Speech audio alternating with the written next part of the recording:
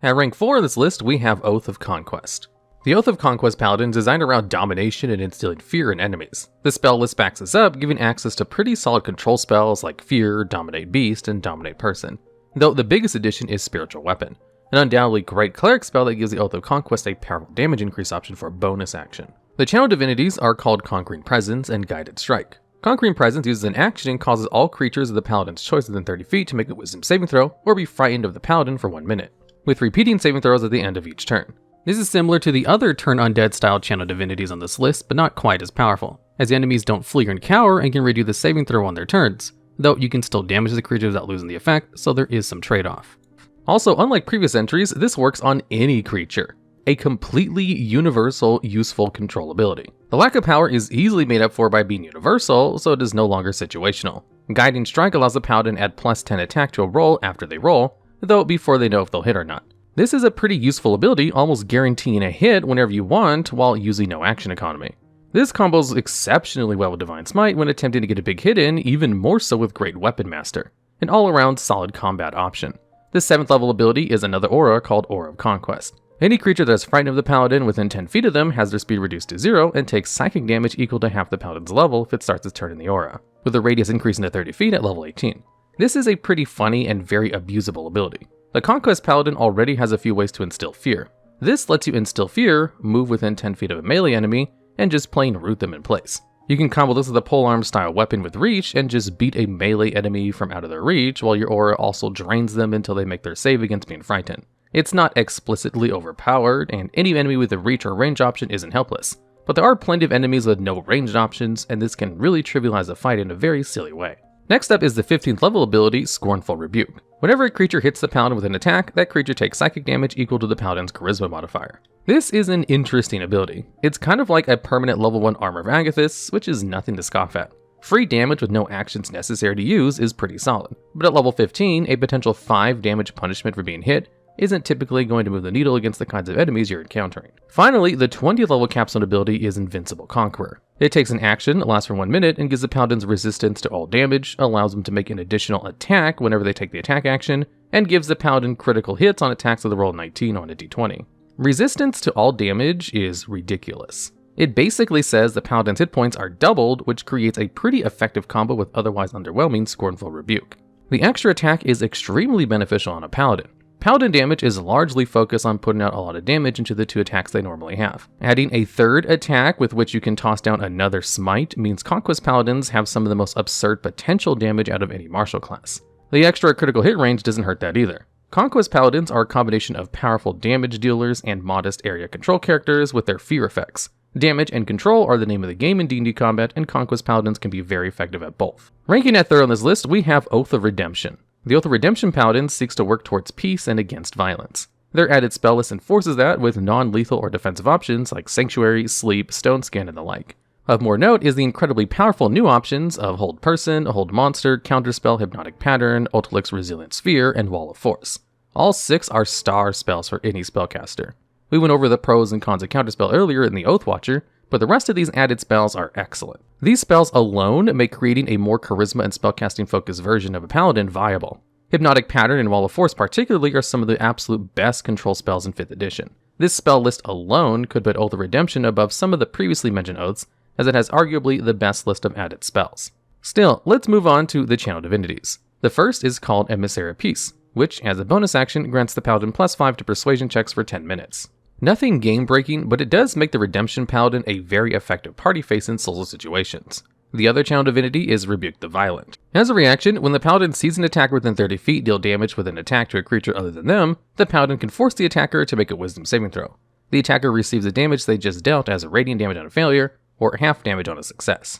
This is one of the more interesting channel divinities. It has a lot of potential as it scales the damage with your enemy's damage. So at low levels, it will score to lower damaging enemies who tend to have lower health. But at high levels, when damage numbers ramp up, this can be potentially the highest damage reaction ability in the game. It's never really useless, as at every point in play, you should be expecting enemies to attack your allies. It's also one of the few abilities that can turn an enemy's critical hit into an advantage, really punishing high instances of enemy damage output. And being a channel divinity that doesn't use an action really helps it stand out as a useful combat option. Next is the 7th level ability Aura of the Guardian. This lets the Paladin use a reaction to magically take the damage any creature within 10 feet of them would take instead of the creature receiving the damage. The range increases to 30 feet at level 18. This might sound familiar. It's basically identical to the Oath of Crown's Divine Allegiance ability, but has extended range. That range is a big deal and really increases the utility of a good protective reaction, synergizing the Paladin's natural 10-foot saving throw aura. Their 15th level ability is called Protective Spirit. This feature heals the Paladin for 1d6 plus half their Paladin level when they end their turn in combat below half health, so as long as they aren't incapacitated. It's not hard to get below half health, especially with Aura of the Guardian, and a bit of ongoing regeneration is always great in D&D. Sadly, it doesn't work while knocked unconscious like a true regeneration ability, so it's nothing game warping. This constant regeneration can really help a Redemption Paladin going through the course of several encounters in a row, and can really boost survivability in combat. The 20th level capstone ability of the Redemption Paladin is called Emissary Redemption. It grants the Paladin resistance to all damage dealt by other creatures, and whenever the Paladin takes damage, the creature that dealt it takes radiant damage equal to half the damage dealt. But it stops working on creatures once the Paladin deals damage or casts a spell on the creature. Even with that restriction, this ability is pretty absurd. As mentioned previously, resistance to all damage basically doubles the Paladin's hit points. And the fact that these now doubled hit points constantly regenerate thanks to Protective Spirit means you can win entire fights by just standing there asking enemies why they keep hitting themselves. And the best part, it doesn't require any actions. It's a permanent passive effect, a pretty preposterous ability that could only be given to a 20th level character. The Oath of Redemption Paladin is clearly an excellent Paladin option, but more than that, it's one of the most coherently designed subclasses in D&D at achieving its thematic purpose. Taking the second place in this ranking, we have Oathbreaker Paladin. The Oathbreaker Paladin is technically one of the original Paladin options in the first wave of the books. It just happens it exists in the Dungeon Master Guide as opposed to the player's handbook. This is a subclass meant to be used as a villain or enemy paladin and embody a paladin who has forsaken their oaths and turned towards darkness. Its spell list adds quite a few new spells for the paladin, including standouts like Crown of Madness, Animate Dead, Blight, Confusion, and Dominate Person. A decent mix of summoning, damage, and control spells not usually available to paladins. The Oathbreaker's channel divinities are called Control Undead and Dreadful Aspect. Control Undead states that the Oathbreaker can target one undead creature within 30 feet and have it make a wisdom saving throw.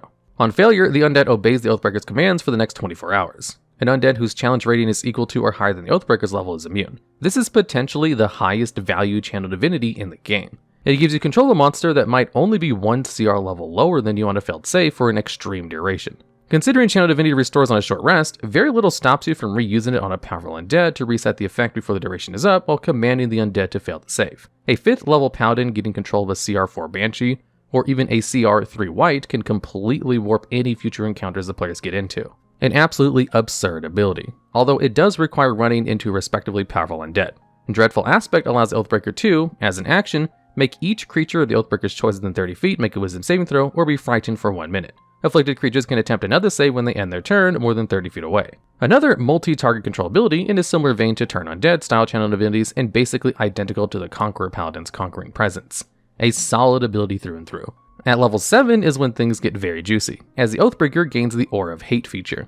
This gives the Oathbreaker, as well as any fiends and undead within 10 feet of them, a bonus to melee weapon damage equal to the Oathbreaker's Charisma modifier. The range extends to 30 feet at level 18. This is perhaps the best Aura ability on this list. The fact this ability just gives the Paladin potential plus 5 damage on every attack already makes it insanely good. Characters make all sorts of sacrifices to increase their weapon damage. Frequently, players will do things like take -5 to hit to gain plus 10 damage from the Great Weapon Master, or multi-class into Rogue to get a sneak attack die added to their damage. But the fact this can also combo with any cleric or wizard who just happens to have Animate Dead, along with the Oathbreaker themselves to make a potential horde of zombies and skeletons that hit like trucks, gives this ability an enormous potential ceiling in power. Not to mention any undead the Oathbreaker has enthralled with their Control Undead ability.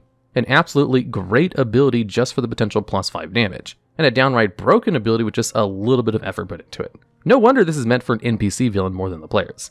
Next up is the 15th level ability, Supernatural Resistance. It gives the Oathbreaker resistance to non-magical bludgeoning, piercing, and slashing damage, which is never bad.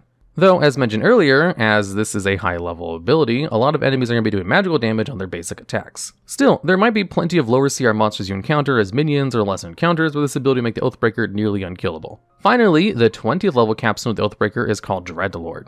This is another big, self-buff style capstone that uses an action to activate and lasts 1 minute. Once activated, it surrounds the Oathbreaker in a 30-foot aura that causes any bright light to dim, makes any enemy that is frightened of the Oathbreaker that starts to turn in the aura suffer 4d10 psychic damage, and any creature that relies on sight that attacks Oathbreaker, as well as any creatures the Oathbreaker is choosing in the aura, suffer a disadvantage on attack rolls. Also, while this is active, the Oathbreaker can use a bonus action to make the shadowy aura attack a creature, where the Oathbreaker makes a spell attack that deals 3d10 plus the charisma modifier and necrotic damage. This is a pretty loaded ability and really befits a final boss style transformation. Each effect is pretty great, even the constant area psychic damage makes the Oathbreaker's Dreadful Aspect channel ability gain a lot more utility. The real kicker is the disadvantage on attacks for creatures that rely on sight. Most creatures, even at higher levels, still use sight to fight. Overall, the Oathbreaker is incredibly powerful, and it's that way by design. It's supposed to be a little more intimidating and powerful than the usual player options, as it's designed to be a challenge for players to overcome. Every single ability is either good or great, really making the Oathbreaker stand out amongst Paladin options. Though, not as much as the next Paladin on this ranking. Finally, coming in the first place amongst all Paladins, we have Oath of Vengeance. The Oath of Vengeance is one of the original Paladin oaths in the player's handbook, and focuses on swift justice and destroying the greater evil with a ruthless efficiency, and boy does it. First, the spell list of the Oath of Vengeance gets one of the best on this list. It has Misty Step like Ancient's Oath, Haste like Glory Oath, Hold Monster like Watch and Redemption, and even some of its own amazing options like Dimension Door or Hunter's Mark. One of the absolutely best added spell lists for a Paladin, only surpassed by that of the Oath of Redemption Paladin. Next are its channel divinities. The first is Abjure Enemy, which lets the Paladin target one creature for a wisdom saving throw, with undead and fiends rolling at disadvantage. On a failure, the creature is frightened for 1 minute, or until it takes damage, and has its speed reduced to 0 while frightened this way. On success, the creature's speed is still halved for 1 minute, or until it takes damage. This is a very interesting ability. Very few control spells or abilities still offer any semblance of control, even if the creature makes their saving throw. The fact that, without fail, you can make a creature lose half their speed so they can't possibly run away gives us an entire dimension of utility that all the other fear-inducing effects of this list so far really can't compete with. While it doesn't have the area effect of many of these abilities, it's also not limited to certain creature types, arguably the most versatile channel divinity of its type for those reasons. The next channel divinity is called Vow of Enmity. As a bonus action, the Paladin can invoke this on a creature within 10 feet of them. The Paladin gains advantage on attacks against the creature for 1 minute, or until the creature is reduced to 0 hit points or falls unconscious. This is unarguably one of the best channel divinities. Giving the Paladin a go-to way to always get advantage on any dangerous target they want is absurd. Paladins are already one of the best single target damage dealers in the game thanks to Divine Smite, and this ability not only increases their average damage thanks to the accuracy boost, it turns the Paladin into a critical hit fishing machine. A Paladin crits are some of the nastiest crits in the game thanks to critical damage working on Smite. Pretty much any other Paladin Oath would trade either other channel divinity options for this, besides maybe the Oathbreaker's controlled undead. Next we have the 7th level ability, Relentless Avenger. Whenever the Oath of Vengeance hits a creature with an opportunity attack, they can also move half their speed immediately after the attack as part of their reaction, not invoking any attacks of opportunity. This one is a bit situational, though still fairly powerful. It works incredibly well with the Sentinel feat, and really punishes enemy movements in a way that few other classes can. It's a bit situational as most enemies aren't trying to incur attacks of opportunity, but a free half move as a reaction on top of doing damage is pretty handy, and works with the Oath of Vengeance specialty in bringing down a particular foe. Next up we have the 15th level feature, Soul of Vengeance. When a creature under the Vow of Enmity makes a melee weapon attack, the Paladin can use the reaction to make a melee attack against the creature, so long as they're within range.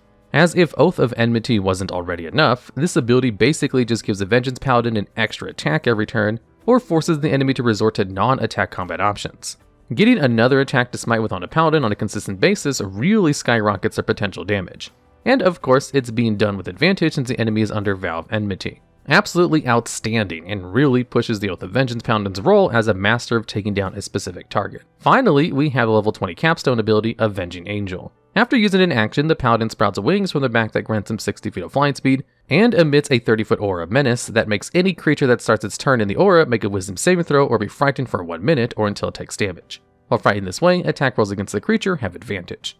This ability lasts for 1 hour, making it one of the better transformations purely because you can use it in advance of a battle. 60 feet of flying speed is very nice, though a level 20 Paladin should already have access to a flying mount with Find Greater Steed, so it can be a bit redundant. But this does let the Vengeance Paladin abuse the Relentless Avenger ability a bit better thanks to the added move speed. The Fear Aura is a nifty passive area control, and the advantage attack roll as a penalty can really make mowing down weaker enemies a lot easier for a subclass that's primarily focused on destroying a specific target. The Oath of Vengeance Paladin is the go-to combat Paladin option for a reason. It takes what the Paladin is designed to do best, drop high damage attacks on a single enemy and bring them down quickly, and makes them excel beyond belief at it. Great spell lists, great abilities, very little conditional or situational awkwardness, and a laser-focused design earns the Oath of Vengeance Paladin the highest ranking on this list. Alright, and that's the ranking. Do you agree with the ranking, or if not, where would you put the different Paladin notes? Do you have any ideas for D&D topics like this you think I should cover? If so, leave those down in the comments below, and thanks for watching.